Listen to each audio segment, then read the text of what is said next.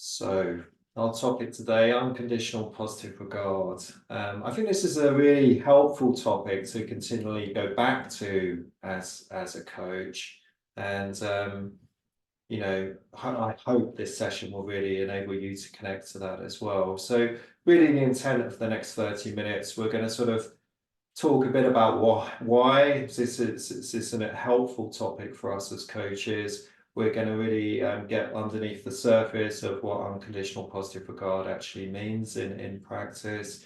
And we'll also talk a little bit about how we develop this as a coach, and it's an ongoing development as well.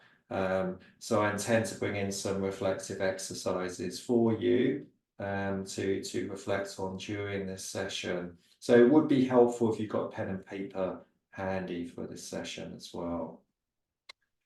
So, as always, I'm just going to pause for a moment and just invite you to reflect on your own personal learning outcome for this session. And if you're comfortable, I'm just going to invite you to type that into the chat panel. So what are you hoping to learn from this session as a coach? Just let that percolate away for a moment, and then I'm just going to invite you to add that to the chat. So what's your learning outcome from this session? Is there something that's interested you in terms of coming here? If you're happy to add that to the chat panel, it'd be great to see some of those coming through.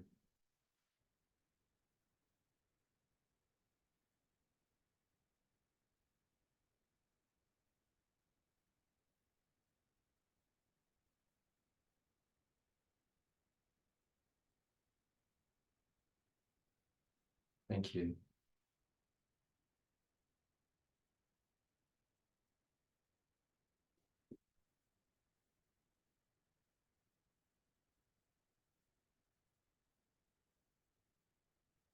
Lovely. Thanks for sharing, everybody.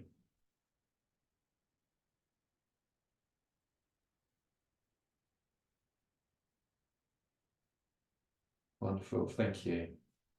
Thank you. It gives me a sense of where you are as well in terms of what you're hoping for. So let those still percolate through. I'll be reading those in a moment. But as a coaching consultancy, we run courses on transformational coaching. And so I wanted to start this session actually with a question for you, just based on your experience. You may be a very experienced coach, you may be new to coaching, but just from your experience, what would you say creates transformation? What would you say creates transformation in coaching? And again, just put any reflections in the chat panel. It'd be wonderful to just see some words there coming through. Thank you, Bruno, because I can see their shift in mindset. Thank you, Sarah. Connections, attention. Dave, appreciation of reality, presence. Thank you, Detty. Mark, perceptions, grow. Yeah. Julia, staying neutral. Yeah, thank you, Sarah. Yeah, wonderful. Thank you. And, again, I think it's helpful to think about this. We would say that, you're quite an important part in this in terms of your stance as a coach, in terms of really being able to create these conditions for transformational change. But as we're talking about unconditional positive regard in this session, I did want to go back to the work of Carl Rogers. And, humanistic psychology really underpins our training. And I wanted to share with you one of the key models from Carl Rogers in terms of transformational change taking place, which you can see on the screen now in front of you. So this is obviously written for counselors and therapists, and I'm going to sort of translate this in a moment in terms of coaching. But back in 1957, Carl Rogers, the father of person-centered approach, he published an article that identified the following 6 conditions that he said were necessary and sufficient. And I'll come back to that wording in a moment, to establish a counselling relationship in which therapeutic growth and personality change could occur. Okay, so what Carl Rogers is proposing is really the fundamental aspect that it's not just one of these conditions. You know, when all 6 conditions are present, change can occur or will occur. You know, some person-centered therapists would say if these conditions are present, change will occur. And I think it's really helpful because these aren't separate. You know, it's sort of integrated in a way. We're just going to work our way through these, and then I'm going to talk a lot more about unconditional positive regard, which you can see is number 4. So just to explain this, so these conditions. So the first of these, if we think about our work, is, you know, the 2 people, the coach and the coachee, are present and they're in human-to-human contact. You know, we could say that just by being in the room with the client or on Zoom or Teams, we're in psychological contact, but it's really about that sense of a horizontal way of relating. You know, I think one of the big pieces of work from Carl Rogers was that movement away from, in our world, the coach not being the expert, actually being the facilitator. And then point 2, again, is really important. You know, what we're really seeing here is that the coachee is really in the room, so they want to be there.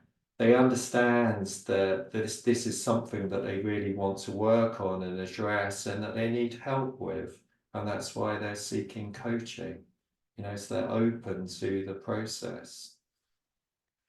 Point 3, which is really around congruence. So this is really that the coach is fully steady and resourced.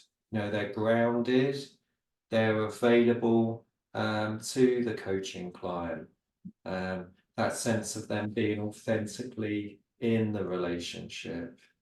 We could say that they're more regulated than the client because, of course, the coachee is going to be vulnerable and anxious and often a lot more dysregulated than the coach. Point 4, we're going to focus on today in a lot more detail. And then point 5, that the coach, you know, usually this is reflected as empathic reflection. So the coach's empathic understanding, so the way that they're reflecting back the coachee's deeper meaning that the coach is experiencing during the conversation. So there's a reflection of that back. And then point 6, because of those conditions, you know, the coachee is feeling fully seen and heard and understood, and we would say, you know, feels felt as well. So I hope as I'm sort of describing these at a very sort of high level, there's a felt sense of the impact of these conditions. So they're not skills, these are an attitude, you know, if we think about what the coach is bringing. You know, it's not something that we just turn on. This is a way of being rather than what we're doing as a coach. But fundamentally, what this is showing to us is change can only take place in the relationship, and that, you know, we're both participating. The coachee and the coach are both bringing essential qualities.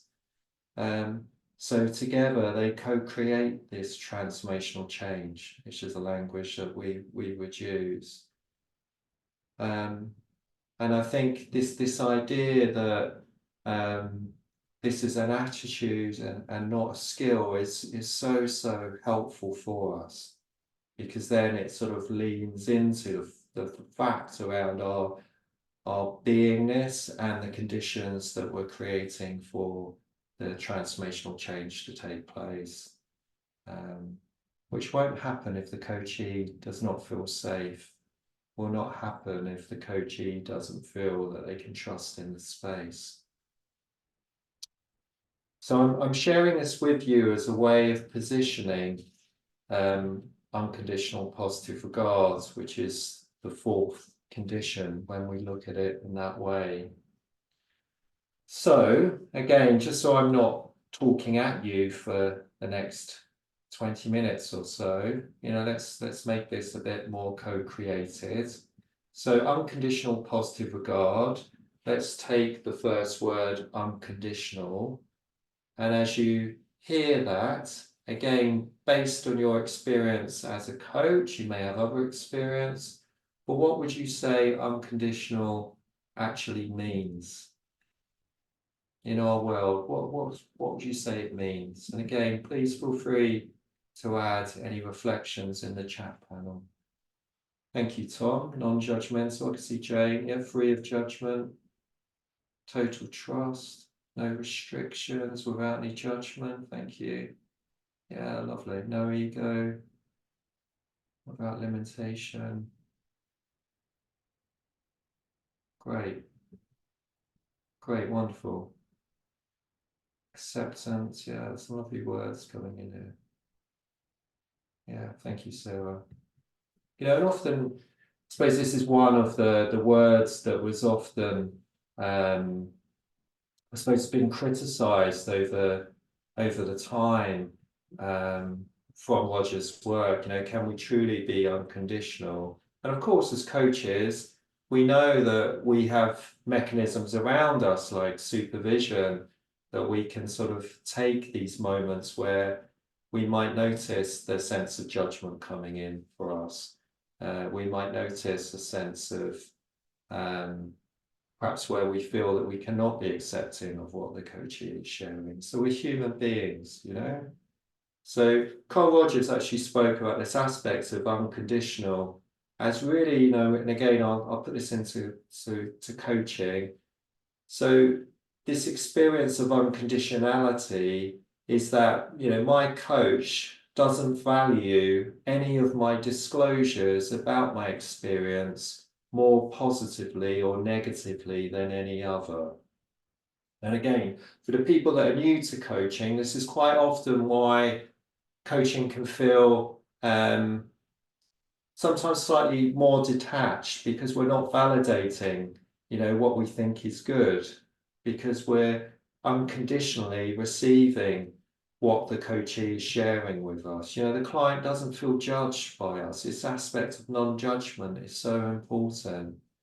This sense of feeling accepted by the coach, no matter what I'm bringing, they're accepting the whole of me, the whole of my experience is really what we're describing when we talk about this unconditionality. Yeah, thank you, Katie. That's that curiosity over judgment. So that's unconditional. And again, they're linked, but again, positive regard. What sort of words come up for you when you hear this term, positive regard? And again, put them in the chat. It's really nice to have the interaction with you. So what would you say about positive regard? Yeah, thank you. Awesome. See the potential, yeah. Reflecting clients' positives. Believing.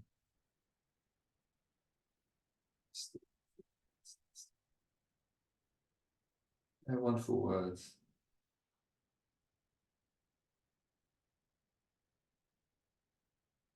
Thank you.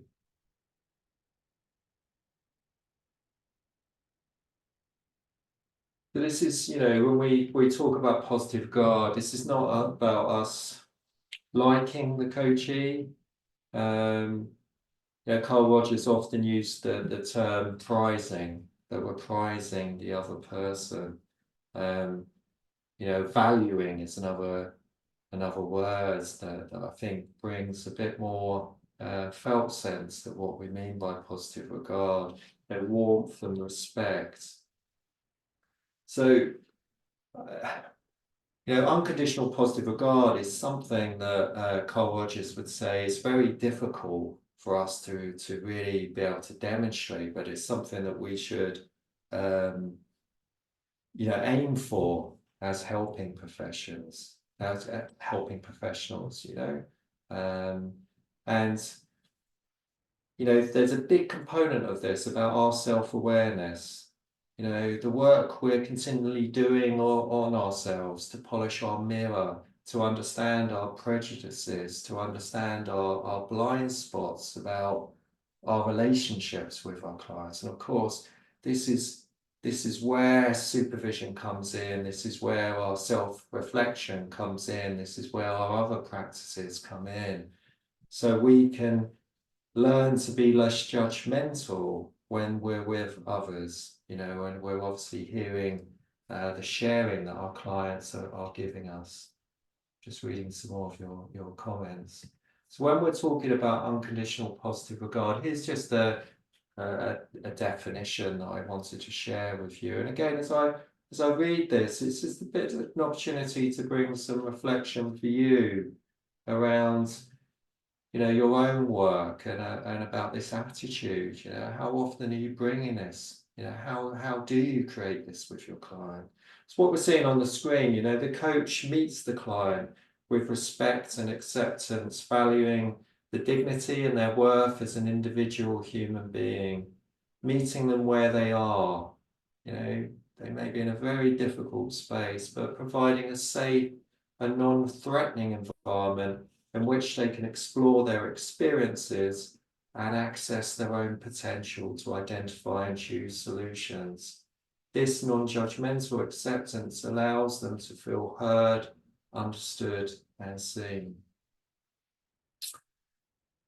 Just a sense of reading that, there's a sense of groundedness and expansiveness that brings for me.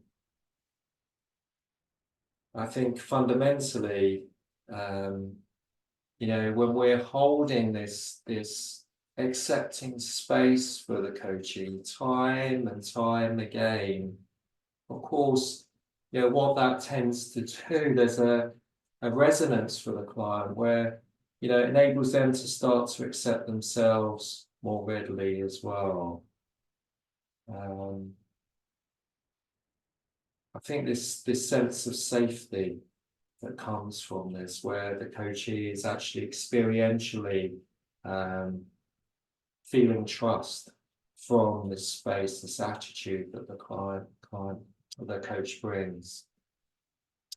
And so I suppose the question is, how often do you hold this for yourself? Is it easier to externalize that and hold this for somebody else? Can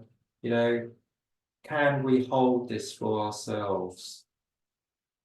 Because I would sort of argue that the more we're able to hold this for ourselves, the more authentically we hold it for others. And of course, there's a challenge here. It's one of the reasons why in our courses we teach people mindfulness. Because again, with mindfulness practice, not only are we tuning into the present moment experience, but we're bringing that attitude of unconditional positive regard to that experience, that compassion. We're doing that time and time again as we sit there during a meditation. So, I think it's really helpful as a starting point when we're thinking about developing this attitude, is about how we hold this for ourselves. Because the more we hold it for ourselves, the more available it will be in the space when we're working for others. And of course, it is a challenge, and that's why having practices such as mindfulness can really, really support us. So I'm just going to move us to a couple of reflective exercises, see how many we can do. But I'm just going to start this process with you, thinking about this as a quality that we're deepening, we're practicing, we're holding for our clients. And we're going to start with ourselves, okay? So if you've got a pen and paper there, I'm going to invite you to pause for a moment. And what I'd like you to do is just on a piece of paper, write down 3 qualities which you like in yourself as a coach. So 3 qualities. You're doing this for yourself. You're not sharing it with anybody else. You just write down 3 qualities which you like in yourself as a coach. So once you have those qualities, I'm now going to invite you to just consider the upside and downside of each of your own qualities, the 3 that you've written down. And what are the upsides of those qualities? What are the potential downsides? I'm just going to give you a minute to reflect on that for yourself. Appreciate we could take longer.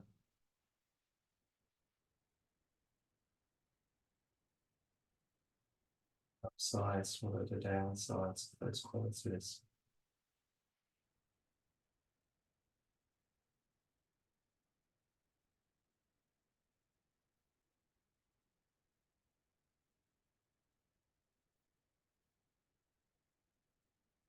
And if you've done that, and again, I appreciate we're not spending too much time. The next lens on this is, well, what are potential 3 qualities you dislike in yourself? You know, as a coach, you may want to think broader than that. Again, just get a bit of paper and write down those 3 qualities you dislike and you're not as comfortable with. And once you've written those qualities down, again, what are the upside of those qualities as well as the potential downsides?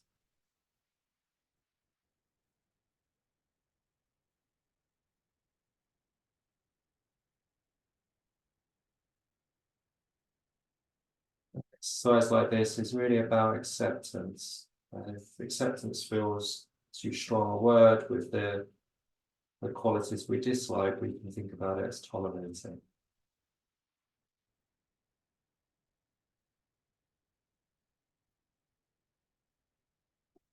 So part of this attitude is really thinking about how we are with ourselves. The second part of this is often, of course, about how we are with others. So the next exercise that I've got for you is an exercise that I found very helpful when I'm supervising coaches about some of their potential prejudices that they're bringing into the coaching space. So again, we're going to hold the UPR attitude for ourselves as we're doing this exercise. You know, as coaches, helping understand our narratives and our conditioning, of course, is part of this work. So again, I'm going to invite you to find another piece of paper now, and we're going to bring the focus to externally. Okay, and I've got a couple of questions for you. So the first question is, when you think about your family of origin, so the people that you grew up with, what is your family of origin? What do they like in other people? So you might write these as qualities. What are the qualities that they like in other people? These might be other things that they like about other people. Would you see what comes up for you as you're reflecting on this question?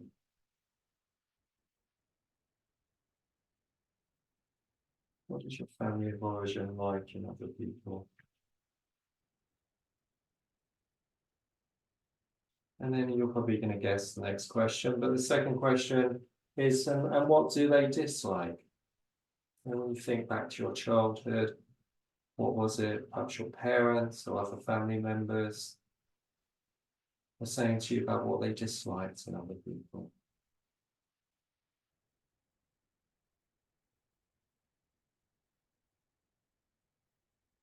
See what comes up for you.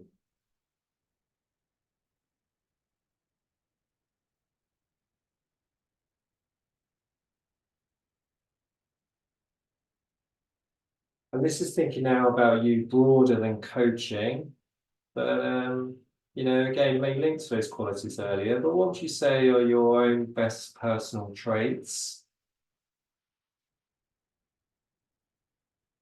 Okay, just write some of those down. What are your own best personal traits?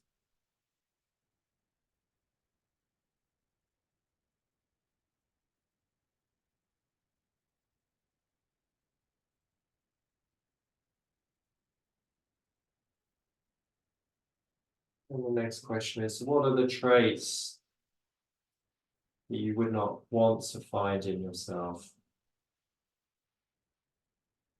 What are the traits that you would not want to find in yourself?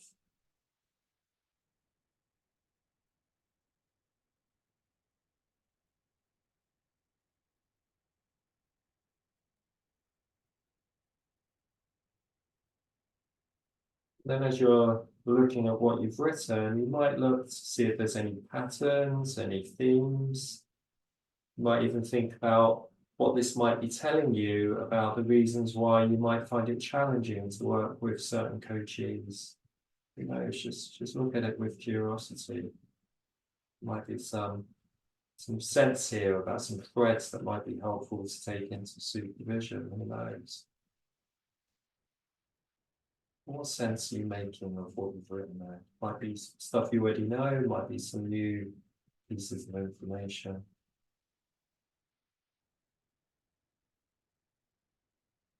What are the behaviors you find it challenging to work with as a coach? Maybe then look at your list again just to see if there's any links.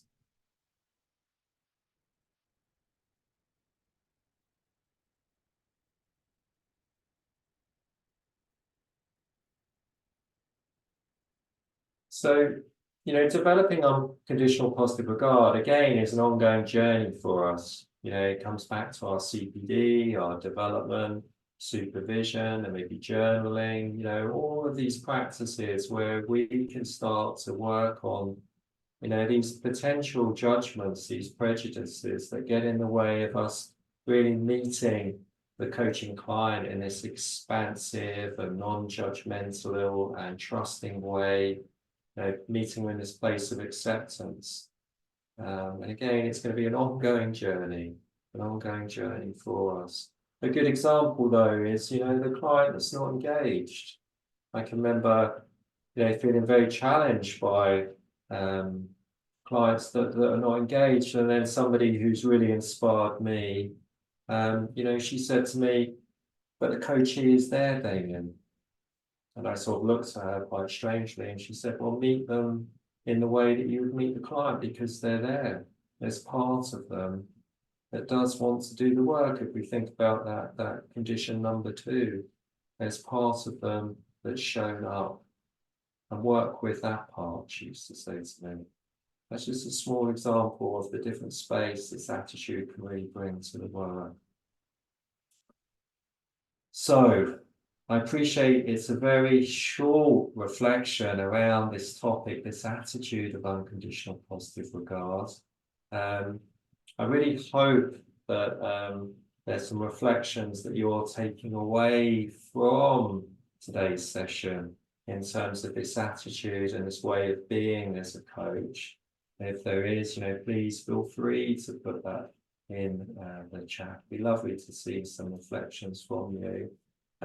But just while I have you, I'm just going to just point out our next webinar is going to be on the 13th of May. This is going to be on the topic of group coaching, and will be myself and my colleague Sarah Rosenfuller, and we'll be in discussion really around what group coaching is and some things for coaches to pay attention to. So I do hope you can join us for that session on the 13th of May.